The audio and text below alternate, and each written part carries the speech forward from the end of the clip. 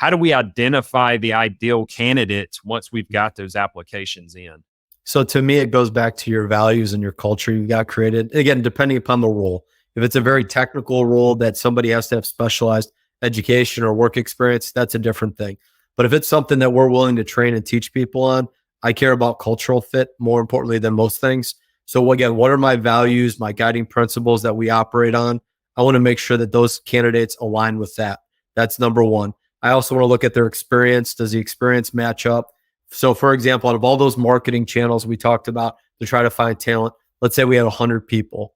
What your job as the owner, or if you had a recruiting company or whoever, our job is then to take that and pare that down maybe to the top 15 based upon, the work experience, based upon the job description that we've created, again, with the roles and responsibilities, and then figure out who we're going to bring in for the interview. And then from there, to me, there's a multi-phased approach. Again, another approach when it comes to recruiting and interviewing. And that's, I usually pick up the phone. I'll do a phone interview. I usually will talk a little bit about the company, share with them, ask them what their pay range, is that they're looking for. Because if someone wants to make $100,000 and our budget's $50,000, I'm going to kindly tell them, hey, like, we're only going to be able to pay up to 50 grand. You have opportunity to maybe earn more, but it's going to take a little bit of time. We got to see some proven results.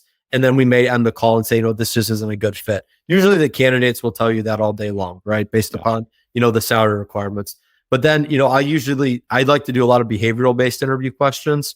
So I don't focus on yes or no's. For example, when it comes to the values and the culture. So let's say teamwork is one of your values, right?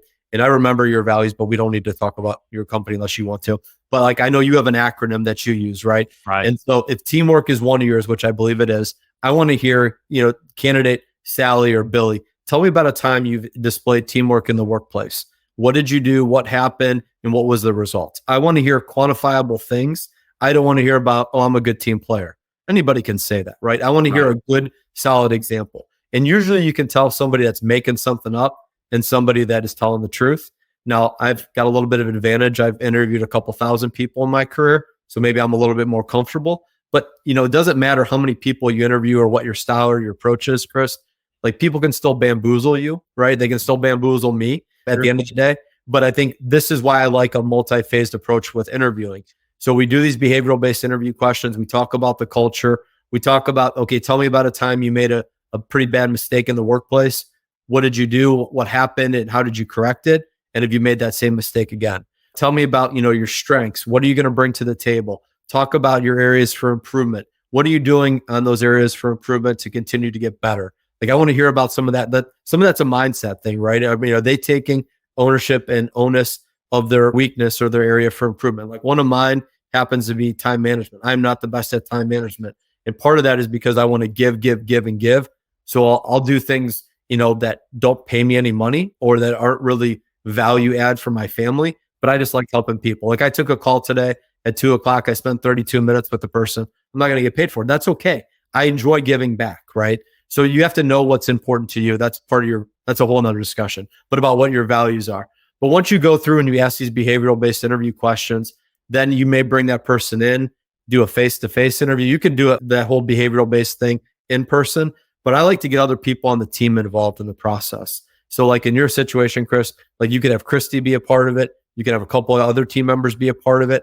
You have to train them, though, as the leader. They have to make sure they know what questions are legal and what is illegal. So like, you can't, for example, ask if they're married, do they have kids? Got to be real careful with that. But you need to like really focus to their work experience and how they're going to help you bring value to that role or that position, right? And then another thing I like to do is maybe bring them back a second time, and maybe this time go to lunch, go grab a cup of coffee, see how they operate outside of the workplace, right? Just to get another thing.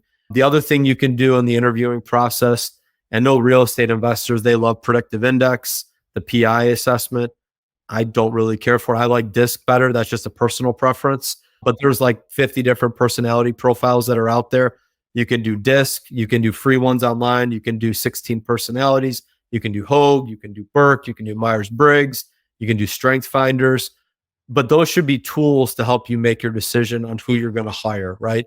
And the nice thing is, if you have this team of people that's interviewing candidates, Chris, it's not all falling on your shoulder as the owner, right? You have other people, and you ask, hey, what did you think of candidate A? What did you think of candidate B? What do you think of candidate C? Who do you think's the best fit based upon these criteria? From a work experience standpoint, those kind of things. And then you make a decision as a team. That usually goes a lot longer, a way where those people are going to be a part of the team a little bit longer. And then again, even if you're not the hiring manager, let's say you have multiple levels in your organizational structure. Let's say it's a sales role, the person's reporting to the sales manager.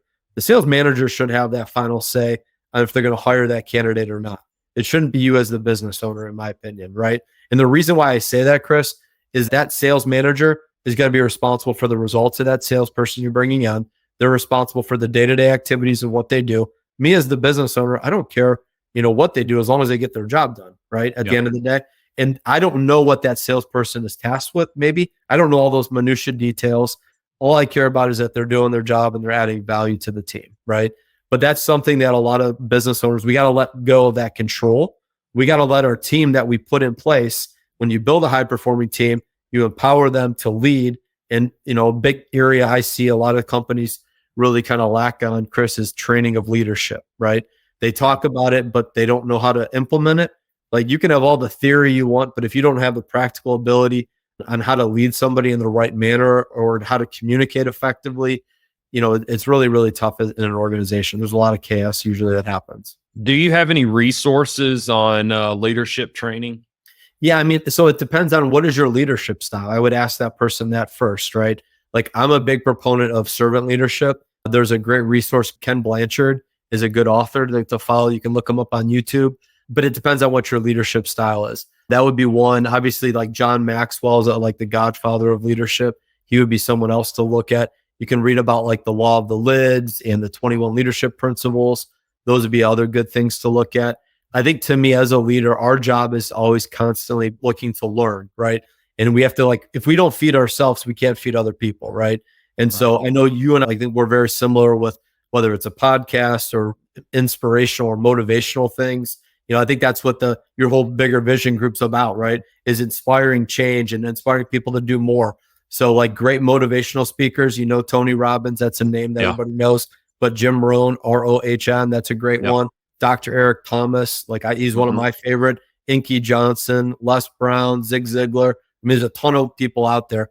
So you got to find who you resonate with, but, constantly feed yourself so you can grow and you can also then share that knowledge and help other people.